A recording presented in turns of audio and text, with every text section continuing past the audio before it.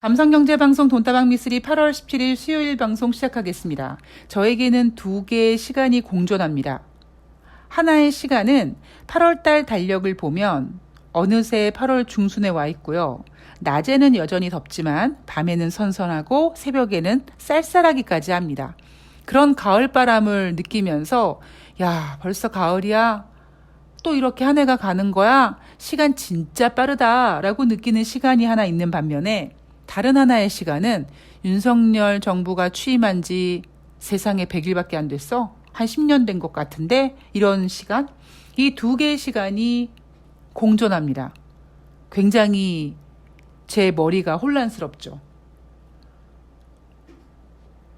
윤석열 정부의 취임이 100일밖에 안 됐는데 마치 10년 된 것 같은 이러한 느낌은 사실 과거에 대한 느낌보다 야, 앞으로 어떻게 견디지?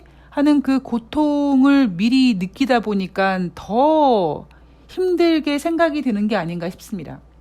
빨리 이러한 고통이 좀 끝났으면 좋겠다라는 생각으로 오늘 돈다방 미쓰리 달려보도록 하겠습니다.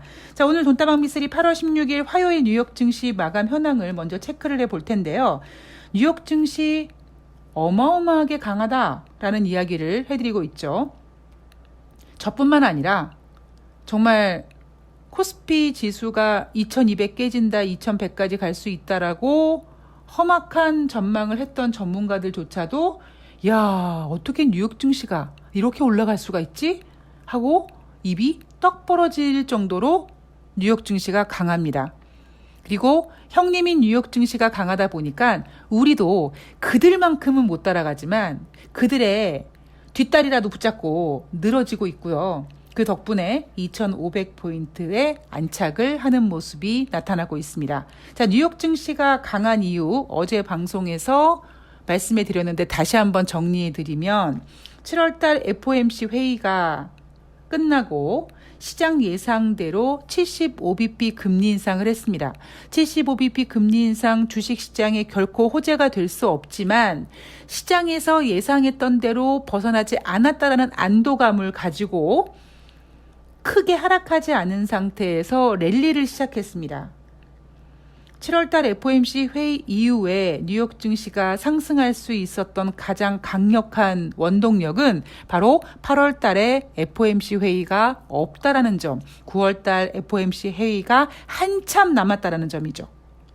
9월달 초가 아니라 9월달 중순이다 보니까 9월달 FOMC 회의에서는 7월달, 8월달 두 달치 경제 지표를 확인할 수 있다라는 여유가 느껴지고요. 이런 시간을 번 상태에서 발표되는 고용지표, 물론 노동부에서 발표하는 비농업자 고용자 지수와 실업률 뿐이지만 비농업자 고용자 지수 예상치 25만 명보다 훨씬 잘 나오고 있고 실업률도 전월 대비 하락하는 모습을 보이면서 미국 경제 견고해, 좋아! 뭐 이렇게 외치고 있는 조 바이든 대통령, 제롬 파월, 제니 옐런 이런 발언들로 인해서 미국 고용이 좋구나, 미국 경제가 좋구나 이런 분위기가 형성이 됐고요. 여기에다가 증시의 악재인 금리 인상에 관련돼서는 연준이 생각하고 있는 인플레이션 지표에는 한참 부족하지만 지난달에 눈으로 확인했던 9.1%보다 훨씬 저렴해진 소비자 물가지수 그리고 생산자 물가지수, 수입 물가까지 정점을 찍고 꺾이는 모습을 보이면서 시장에서 우려했던 혹시 경기 침체 오는 거 아니야? 아니면 금리 인상 공격적으로 하는 거 아니야? 이 두 가지 악재가 눈 녹듯이 녹아버리는 듯한 착시 현상이 펼쳐지고 있고 그 덕분에 증시가 굉장히 강하게 진행되고 있습니다. 물론 여기에는 제가 잠시 전에 말씀드렸던 것처럼 조 바이든 대통령, 제니 옐런, 제롬 파월 이들의 강력한 발언들이 있죠. 특히 조 바이든 대통령이 고용이 잘 나올 때마다 고용, 전월 대비 제로 이렇게 외치는 이유가 11월 달 중간 선거를 앞두고 있다 보니까 그들의 발언이 지금 주식시장에 반영이 되고 있다. 그럴 수밖에 없는 이유가 땅바닥까지 곤두박치고 있던 조 바이든 대통령의 지지율이 지금 증시가 상승하면서 같이 동반 상승을 하고 있다 보니까 조 바이든 대통령으로서는 주식시장을 띄울 수밖에 없죠. 사실 미국은 완전히 자본주의 국가다 보니까 주식시장이 대통령 지지율에 미치는 영향이 상당합니다. 뭐 우리도 무시할 수는 없지만 사실 우리는 우리는 그렇게까지 심하진 않거든요. 그런데 미국 같은 경우에는 트럼프 대통령이 대통령에 당선되자마자 법인세를 인하했죠. 그래서 그 법인세 인하한 그 여윳돈으로 기업들이 자사주를 매입하고 그 덕분에 주가가 올라가고 트럼프 대통령도 나 때문에 주식이 올랐다라고 얘기할 정도로 지금 조 바이든 대통령의 지지율은 어찌 보면 미국 경제와 더불어 주식시장의 상승에 굉장히 신경을 쓸 수밖에 없는 상태입니다. 자, 그렇다면 8월 16일 화요일 뉴욕 증시는 혼조세로 마감을 했습니다. 다우지수가 0.71% 상승, S&P 500이 0.19% 상승, 나스닥이 0.19% 하락, 혼조세로 마감을 했습니다. 자, 이날 발표된 경제지표를 보면 7월달 산업생산 전월 대비 0.6% 증가했다고 합니다. 그리고 7월달 주택 착공, 신규 주택 착공입니다. 전월 대비 9.6% 감소인데 시장 예상은 2.5% 감소를 예상했습니다. 그러니까 시장에서도 미국이 3월 달에 25, 5월 달에 50, 6월 달, 7월 달에 75bp씩 금리 인상하면서 그 금리 인상의 어떤 효과가 부동산 시장에 당연히 영향을 끼쳤을 것이고 그래서 신규 주택 착공이 좋을 거라고 생각하진 않고 있었다라는 거죠. 그리고 몇 달 전부터 이미 부동산 시장, 주택 시장은 꺾이기 시작했습니다. 그러니까 전문가들도 뭐 좋겠어? 감소했겠지? 라고 예상을 하고 2.5% 감소를 예상했지만 훨씬 높은 무려 9.6% 감소세를 보였습니다. 자, 미쓰리가 8월달 증시 전망은 전강 후 약이다. 8월달의 증시 전반적인 분위기가 이미 7월 말부터 랠리를 타기 시작했고 주식시장은 미래를 땡겨서 쓰는 스타일이다 보니까 주택시장에 관련된 지표들이 이제 줄줄이 발표가 될 텐데 과연 우리가 앞에서 8월달 초에 우리가 좋아했던 고용지표, 물가가 잡혔다라고 생각했던 소비자 물가지표 이런 인플레이션 관련된 지표들로 인해서 환호를 했다면 과연 이제 8월달 중하순으로 넘어가면서 발표되는 주택지표, 예상보다 크게 꺾이고 있는 지표들, 그리고 여전히 연준 의원들은 공격적인 금리 인상 발언을 하는 중이라서 과연 이러한 부분이 어느 순간 이게 인플레이션이 꺾이는 게 중요한 게 아니라 경기가 둔화되고 있고 주택시장이 걱정되는데 이렇게 순간적으로 확 전환할 때가 올 겁니다. 저는 그렇게 생각하고 있고요. 자, 소매 판매 실적이 이날 발표가 됐는데 여러분 딱 한 달 전에 월마트 이런 소매 업체들의 기업 실적이 좋지 않았다라고 해서 뉴욕 증시가 순간적으로 크게 하락했던 적이 있었습니다. 이렇게 소매 판매 업체 실적이 하락했다가 그 다음날 발표했던 소매 판매 지표가 시장 예상은 0.9% 증가를 예상했으나 시장 예상보다 더 좋은 1% 증가세를 보이면서 소매 업체들의 실적 악화 우려가 해소되는 듯한 모습이 보였죠. 그런데 한 달 뒤가 지난 이번 소매업체 실적을 보면 월마트도 예상치를 웃도는 실적을 발표했고 홈디포도 예상치를 웃도는 실적을 발표했습니다. 그래서 관련주들, 월마트, 홈디포, 타깃 이런 소매업체 기업들이 모두 주가가 상승했죠.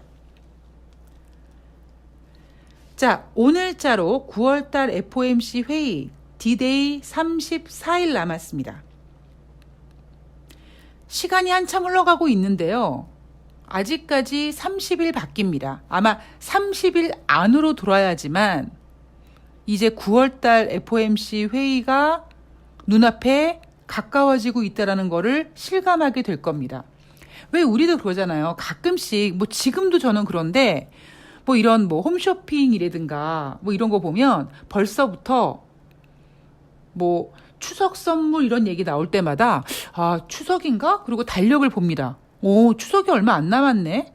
그런데 뭐 8월 초까지만 하더라도 아, 얼어 죽을 내가 지금 더워 죽겠는데 무슨 추석이야. 더워서 죽겠어. 이러고 있기 때문에 추석이란 느낌이 별로 들지 않는데 이제 8월 중순 정도 되니까 그래 가만히 있어봐. 9월달 얼마 안 남았네. 추석 얼마 안 남았는데 이렇게 추석이 눈앞에 확 왔다는 게 어느 순간 느껴지거든요.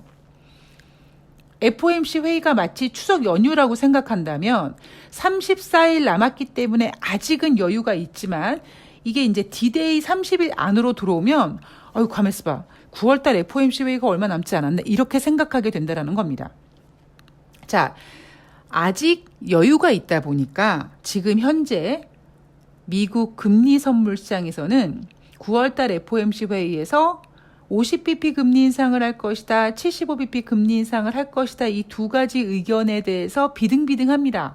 물론 현재로서는 50bp 금리 인상 가능성이 조금 높아요.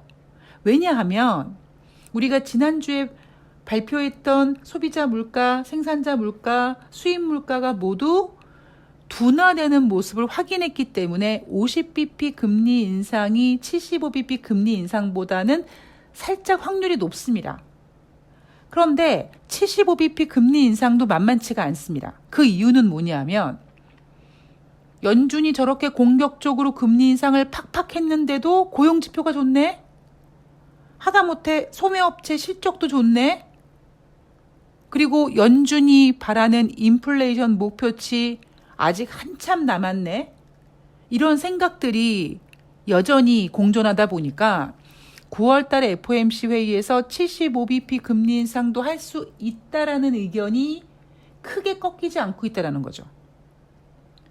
자, 그래서 제가 어제 방송에도 말씀을 드렸지만 주택시장이 이제 지표가 크게 둔화되는 모습을 보이면 어느 정도 선에서는 시장에서 야, 고용지표가 좋아도 주택시장이 저렇게 안 좋은데 연준이 75bp 금리 인상하면 안 되지. 그냥 50bp 하자.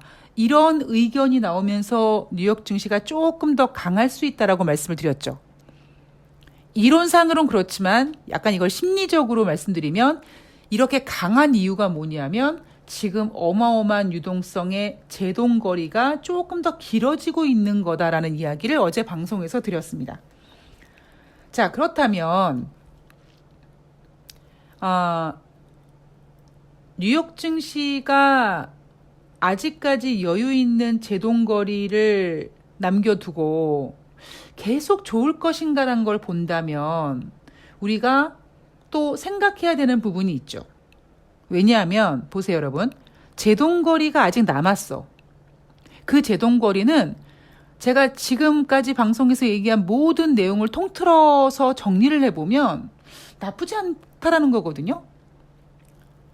그런데 항상 리스크는, 위기는 돌발로 터집니다. 7월 달에 75bp 금리 인상을 했잖아요. 시장에서는 예상치를 벗어나지 않았어. 인플레이션이 전월에 9.1%씩이나 나왔는데 혹시 시장에서 1% 금리 인상하면 어떻게 하지? 라고 걱정을 했는데 그래도 예상했던 대로 75bp만 인상했어. 라는 안도감 때문에 랠리를 시작했다라고 말씀을 드렸잖아요. 여러분 75bp 금리 인상이 주식시장에 호재가 될 수 없습니다. 부동산 시장엔 더더욱 호재가 될 수 없습니다. 그리고 여러분들이 잠깐 잊으셨을까 봐 다시 정리해드리면 주식시장 때문에 버블이 붕괴되지 않습니다. 인류 역사상 제가 알기로는요, 튤립 버블을 제외하고 모든 유동성의 버블은 부동산 시장에서 시작을 합니다. 물론 중간중간에 어떤 기업들이 흔들리면서 그 문제로 주식시장이 타격을 받는 경우는 있지만 그거 얼마나 되겠습니까? 그러니까 우리가 아마 지금 살고 계신 분들, 이제 지금 이 방송을 듣고 계신 분들이 경제 위기라고 느꼈을 때가 9.11 테러 아니고요. 그거는 경제 위기가 아니죠. 어찌 보면 외교적 정치적인 문제인 거고, 2008년도 금융위기도 결국 서부 프라임 모기지 사태로 터진 거잖아요. 그리고 제가 지금 여러분들께 계속해서 뭐 중국이란 나라가 사회주의 국가고, 그런데 중국의 부동산 개발 업체가 몇 개 무너지고 있는데, 이런 얘기를 해드리는 이유가 결국 부동산이거든요. 그리고 우리나라 주식시장도 윤석열 리스크는 이미 1월 달부터 대선 선거일 전이었지만 이미 언론이나 이런 분위기 속에서 윤석열이 지지율이 높았기 때문에 외국인들은 윤석열이 대통령이 될 수 있을 거라는 것에 대해 베팅을 하고 주식을 매도를 하기 시작했습니다. 그래서 제가 어느 정도 주식시장이 안정이 되니까 외국인들이 주식은 이미 윤석열 리스크를 선반영했다 라는 이야기를 계속 언급을 드리고 있는 이유가 바로 그겁니다. 그런데 문제는 그럼 지금 대한민국의 윤석열 리스크가 없어진 거냐? 아닌 거죠. 진짜 문제는 어디서 터지냐? 부동산에서 터질 거다. 제가 한 달 전인가요? 새날 나가서 이런 얘기 해드렸잖아요. 윤석열이 하나의 직업을 없앨 것이다. 우리가 조물주 위에 건물주라고 하는데 그 건물주 중에서 대출 별로 없고 정말 자기 자산으로 현금으로 건물 산 사람들은 피해가 없겠죠. 그런데 조물주의 건물주야? 나 건물주 하고 싶어. 그래서 무리해서 은행 대출을 땡겨서 건물을 산 사람들. 근데 그런 사람들이 무너질 겁니다. 모든 유동성의 버블은 주택시장에서 비롯된다. 그 주택시장에서 비롯된 버블이 주식시장에 충격은 주겠지만 주식시장 자체 내에서 어떤 큰 문제가 일어나진 않습니다. 그리고 왜 그런지는 제가 앞에 방송에서 얘기해드렸죠. 자, 그렇다면 우리는 무엇을 고민해야 되는가? 미국만 봤을 때는 워낙 쓸카드가 많고 미국은 쉽게 무너지지 않을 겁니다. 그런데 미국도 어디까지는 우리만 잘 나가, 우리 대단해 라고 버티겠지만 그 이외에 이제 어떤 문제가 터졌을 때 결국 도미노식으로 미국도 버틸 수가 없는 지경에 다다르게 되죠. 독일의 8월달 경기 기대 지수가요, 마이너스 55.3입니다. 이 경기 기대 지수는요, 향후 6개월에 대한 경기 전망을 예상하는 지수인데 마이너스 55.3입니다. 여기에다가 러시아의 지금 가스 공급 줄이기로 유럽이 가뜩이나 경기가 안 좋은데 너무 경기가 안 좋아서 금리 인상을 11년 만에 처음 고작 50bp 한 번 했는데 유럽이 금리 인상을 그동안 못했던 이유가 인플레이션이 없었냐? 인플레이션은 이미 미국만큼 높은 상태에서 너무 경기가 안 좋으니까 금리를 인상할 수가 없는 지경이었었거든요. 그런데 이번에 어쩔 수 없이 금리를 인상했습니다. 그럼 경기가 안 좋은데, 경기가 이렇게 후진데 금리 인상을 했어요. 그런데 유로존을 벌어먹인다라고 얘기해도 과언이 아닐 정도의 독일이 이렇게 경기가 꺾이고 있는데 유로존 경기 괜찮을까요? 자, 사회주의 국가 중국은 어떨까요?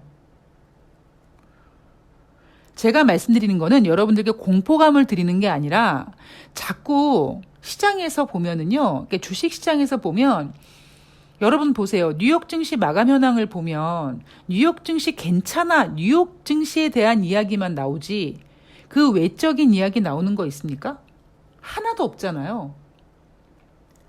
중국 경제가 안 좋아도 미국은 아랑곳하지 않고 전일 상승했었습니다.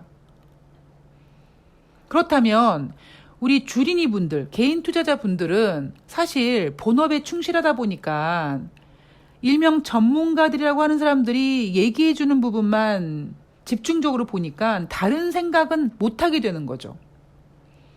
그런데 꼭 문제는 다른 부분에서 터진다라는 겁니다.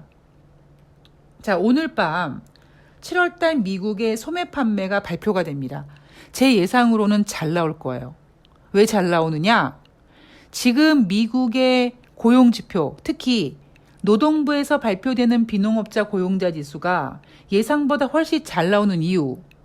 이번에 발표된 7월달 실업률이 전월 대비 0.1% 감소한 이유가 앞으로 경기가 안 좋을 거를 대비해서 사회활동에 적극적으로 참여하다 보니까 비농업자 고용자 지수도 증가된 거고 따라서 실업률도 떨어진 겁니다.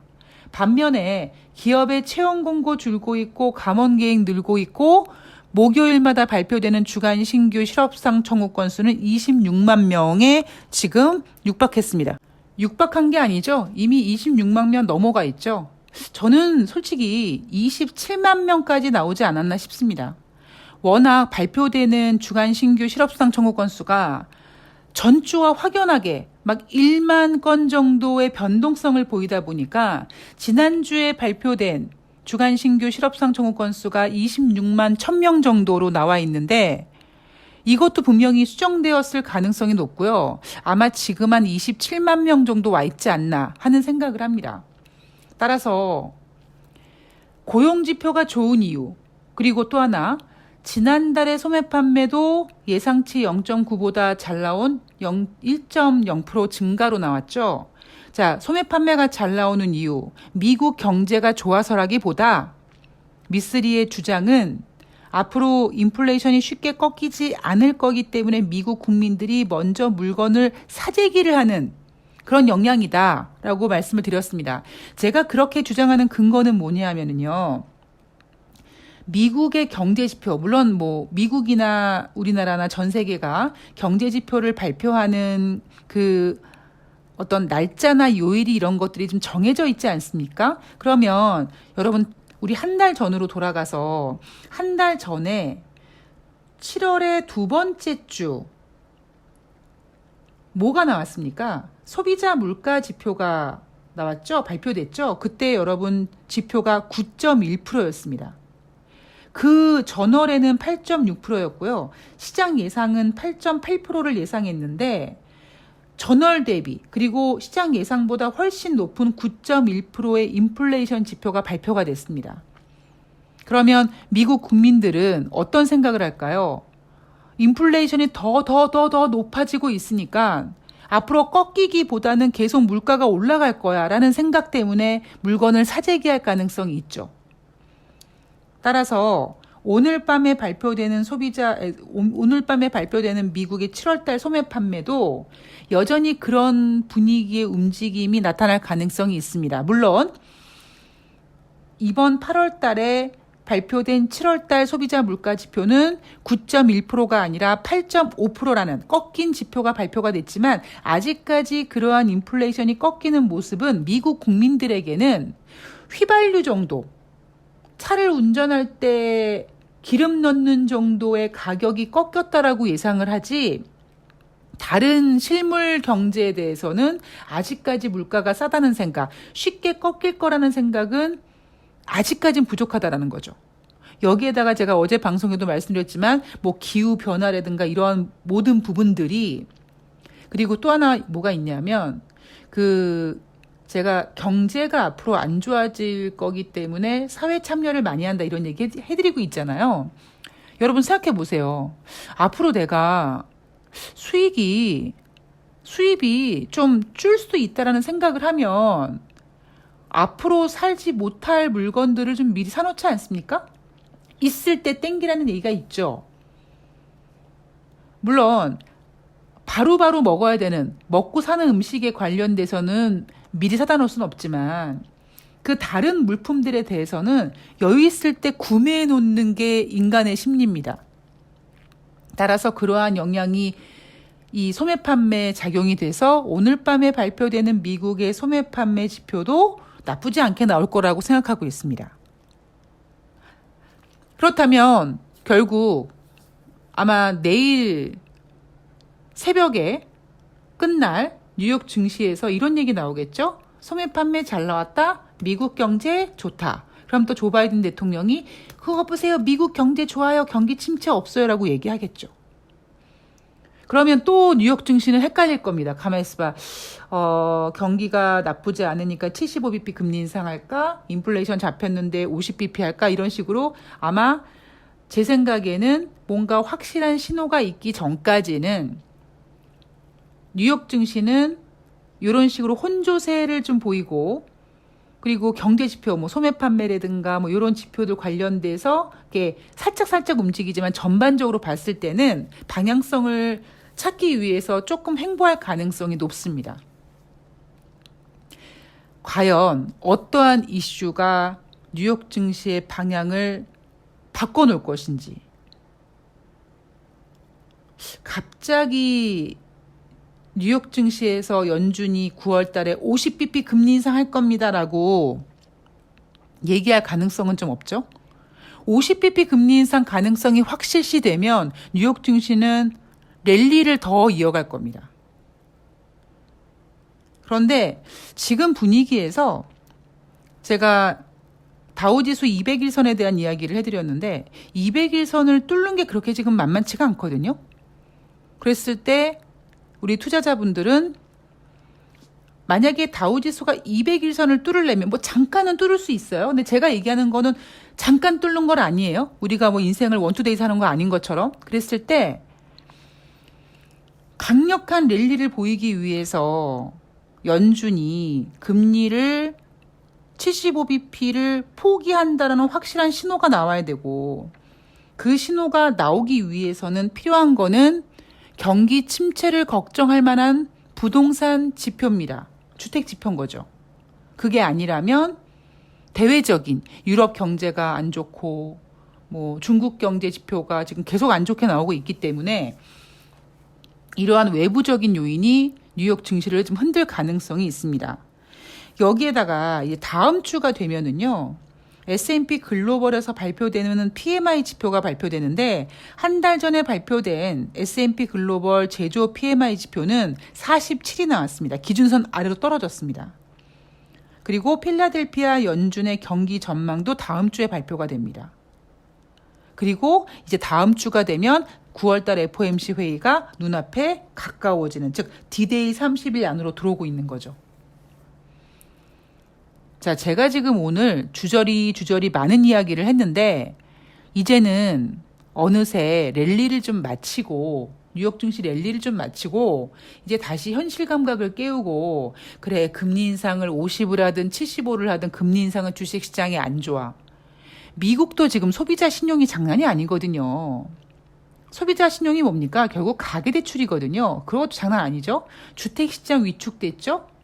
고용지표라든가 뭐 이런 소매 판매는 경기 침체를 대비해서 미리 쓰고 사회생활에 참여하고 이런 부분이 있고 냉정하게 봤을 때 주간 신규 실업수당 청구 건수가 26만 건 넘어갔다라는 거를 우리는 이제 집중해야 된다라는 거죠. 뭔가 지금 뉴욕 증시가요. 착시 현상 혹은 조금 왜곡된 게 아닌가라는 생각을 합니다. 그랬을 때 나중에 이 착시 현상 조금 착시된 이 현상이 완전히 왜곡돼서 우리가 판단을 놓치지 않게 항상 내가 똑바른 생각을 하고 있나 그 평균선을 지키기 위해서 냉정하게 판단하고 분석해야죠. 그리고 전망을 해야 되죠.